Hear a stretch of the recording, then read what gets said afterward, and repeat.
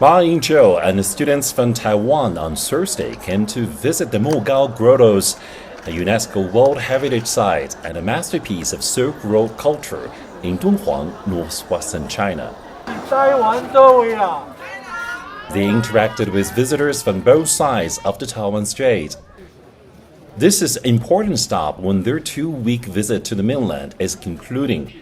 Ma and the student delegation attended a seminar to promote the traditional Chinese culture and strengthen the connections between both sides of the Taiwan Strait.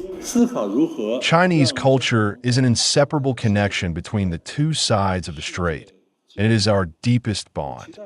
This is stressed against the desinization attempt by the Democratic Progressive Party authorities in Taiwan. Now in Taiwan, the desinization is serious.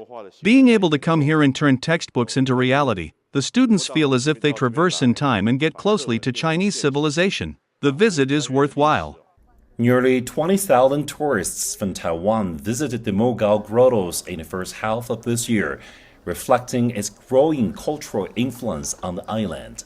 It is a common treasure of the Chinese nation. We hope that more young people can gain a deeper understanding of it, learn about the culture of Dunhuang, and be able to visit it in person. The tours in Dunhuang conclude the visit of Ma Ying-jeou and a student from Taiwan to the mainland this time. And the visit conveys the hope there could be more communication and cooperation between the both sides of the Taiwan Straits.